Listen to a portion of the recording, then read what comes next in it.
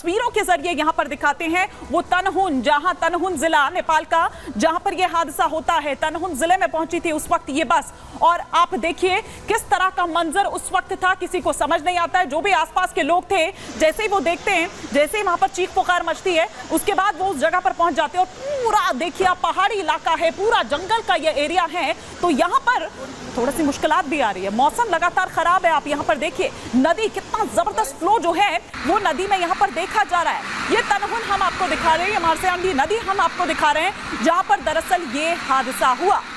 उत्तर प्रदेश की बस, उत्तर प्रदेश के गोरखपुर से ये बस निकली थी, नेपाल ये जा रही थी।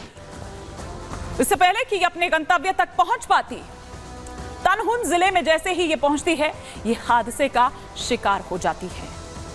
लेकिन नेपाल में ये हादसा होता है और इधर एक्शन में आ जाते हैं मुख्यमंत्री योगी आदित्यनाथ। नेपाल बस हादसे पर योगी ने संज्ञान लिया। योगी सरकार ने सीधा नेपाल से संपर्क साधा। उत्तर प्रदेश राहत आयुक्त ने नेपाल के जो भी तमाम अधिकारी हैं उनसे बात की, और लगातार उनसे बात वो कर रहे हैं, उनकी जानकारी ले रहे हैं। उत्तर प्रदेश के राहत आयुक्त जेएस नवीन का बयान क्या है कि पता लगा रहे हैं, यूपी से तो कोई इसमें शामिल नहीं है, क्योंकि उत्तर प्रदेश के गोरखपुर से दरअसल ये सफर इसका शुरू होता है। और महाराजगंज के एसडीएम को भी भेजा गया है नेपाल, वो उनको भेजा गया है कि भाई आप देखिए, जांचिए, परखिए, और अगर कुछ ऐसा है तो फिर जो उनके परिजन हैं, उनके परिवार वाले हैं, रिश्तेदार हैं, उनको आप जाकर इत्तला कीजिए। महाराजगंज के सीईओ भी नेपाल भेजे गए हैं। काठमांडू ये बस जा रही थी, उत्तर प्रदेश की बस, लेकिन नदी में जा गिरती है। नेपाल के तनहुन जिले में भयंकर हादसा ये होता है, और इस हादसे में 14 भारतीय यात्रियों की मौत हो जाती है। 16 यात्री जो बुरी तरह से इसमें जख्मी हैं, जिन्हें अस्पताल में भर्ती कराया गया है, और वहां उनको प्राथमिक जो भी उपचार है वो दिया जा रहा है। लेकिन अभी भी कई लोग हैं, क्योंकि गोताखोर वहां पर लगाए गए हैं, अभी भी कई लोग हैं जो लापता बताए जा रहे हैं, जिनकी तलाशी अभियान जो है वो वहां पर चलाया जा रहा है। और इस वक्त ये सीधी तस्वीरें हम आपको यूक्रेन से दिखा रहे हैं, जहां पर राष्ट्रपति वोलोदिमिर जेलेंस्की को आप यहां पर देख पा रहे हैं। प्रधानमंत्री नरेंद्र मोदी और वोलोदिमिर जेलेंस्की की ये मुलाकात कई मायनों में अहम है, और सभी की निगाह इस पर लगी हुई है। खास तौर पर अगर हम बात करें यहां पर रूस की, खास तौर पर बात करें रूस की, तो उसकी भी यहां पर निगाह लगी हुई है। और जिस तरह से आज बायलैटरल टॉक्स की अगर हम बात करें तो उनमें 4 ऐसे समझौते भी हुए हैं। मेडिसिन, मानवीय सहायता पर भी ये समझौता जो है वो हुआ है। साथ ही साथ सांस्कृतिक आदान प्रदान जो है उसे लेकर भी करार किया गया है।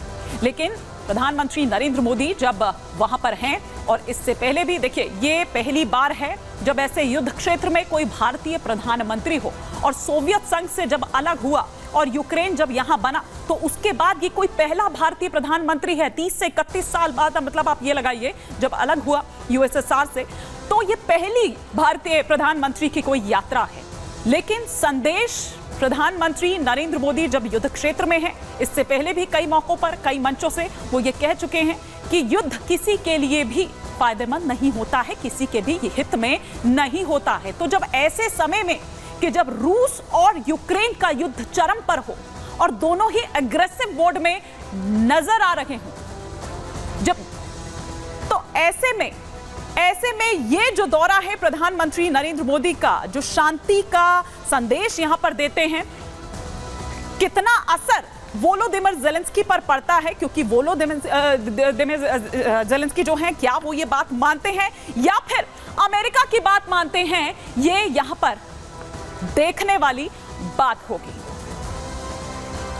तो ये तस्वीरें हम आपको दिखा रहे हैं, और काफी गर्मजोशी से स्वागत किया गया वहां पर प्रधानमंत्री नरेंद्र मोदी का। लेकिन वापस लौटते हैं, हम बात यहां पर कर रहे थे नेपाल की, कि किस तरह से नेपाल में उत्तर प्रदेश की जो बस है, वो नंबर प्लेट भी हमने आपको दिखाई, और वो लगातार आपके टेलीविजन स्क्रीन पर भी आ रहा है। वो ग्राफिक्स की किस तरह से, एनिमेशन के जरिए, इन ग्राफिक्स के जरिए हम आपको दिखा रहे हैं कि किस तरह से वो हादसा पेश आया, किस तरह से ये जो बस है वो नदी में जा गिरती है।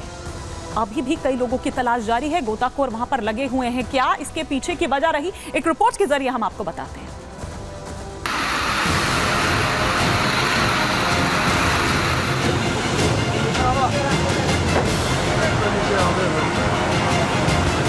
नेपाल की राजधानी काठमांडू के लिए जा रही उत्तर प्रदेश की बस नदी में गिर गई। ये भयंकर हादसा नेपाल के तनहुन जिले में हुआ। हादसे के वक्त बस में 40 भारतीय यात्री सवार थे। यात्रियों से भरी यूपी की बस पोखरा से काठमांडू जा रही थी और तभी अचानक यूपी की बस मार्सिया गड़ी नदी में गिर गई।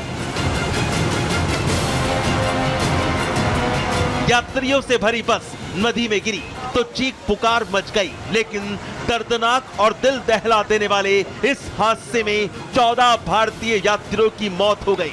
साथ ही 16 भारतीय यात्री बुरी तरह जख्मी हैं।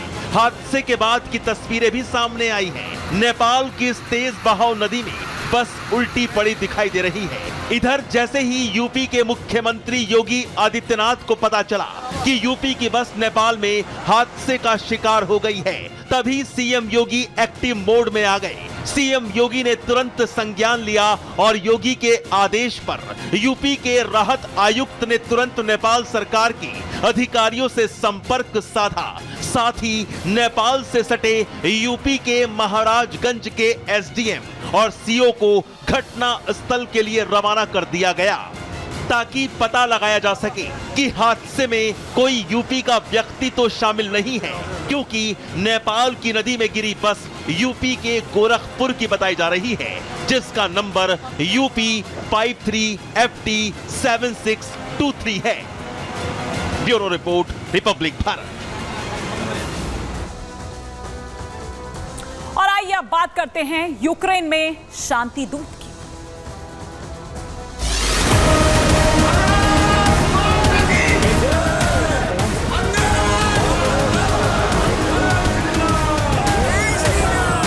हमारे प्राइम मिनिस्टर नरेंद्र मोदी जी यहाँ पर आए हैं। उन्होंने हमें प्राउड करवाया है कि प्राउड टू बी इंडियन। मैंने पूछा केम छो साहब, तो उन्होंने बोला मजा में पहला। सो बहुत अच्छा लगा, बहुत प्यार से सबको मिले। इतना नज़दीक से उनसे मिलकर के एक जोश दिल में आ जाता है देश के प्रति।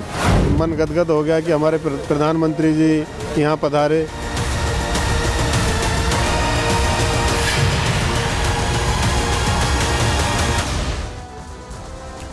तो यूक्रेन में शांति दूत, तो क्या अब थमेगा ये युद्ध? सभी की निगाह जो है वो इस पर लगी हुई है। और आज जिस तरह से तस्वीरें सामने निकल कर आई, आपको बता दें कि प्रधानमंत्री नरेंद्र मोदी आज अगर यूक्रेन में मौजूद हैं, कीव में मौजूद हैं, राजधानी में, तो वो वोलोदिमिर ज़ेलेंस्की जो राष्ट्रपति है यूक्रेन के, उन्हीं के निमंत्रण पर वहां पर इस वक्त मौजूद हैं। और आपने देखा कि किस तरह से एक लंबा सफर तय करते हुए 10 घंटे का उस ट्रेन में वो वहां पर पहुंचते हैं। और ये तस्वीरें इस वक्त हम आपको दिखा रहे हैं, 2 तस्वीरें। ट्रेन से कीव पहुंचे हैं प्रधानमंत्री नरेंद्र मोदी, आज सुबह पहुंचते हैं और फिर उसके बाद जो कीव में भारतीय हैं उन भारतीयों से मिले प्रधानमंत्री नरेंद्र मोदी। और अपने बीच प्रधानमंत्री नरेंद्र मोदी को पाकर जो वहां के भारतीय समुदाय के लोग थे वो भी खुद गदगद हो रहे थे। तो 10 घंटे की ट्रेन यात्रा, जो पहले आप देख रहे हैं तस्वीरें, 10 घंटे की ट्रेन यात्रा जिसका सफर तय करते हुए सुबह 10 बजे आज प्रधानमंत्री नरेंद्र मोदी कीव पहुंचते हैं। और जिस तरह से दूसरी तस्वीर आप यहां पर देख रहे हैं कि जो भारतीय समुदाय के लोग वहां पर थे, उनका स्वागत करते हुए आप यहां पर देख पा रहे हैं।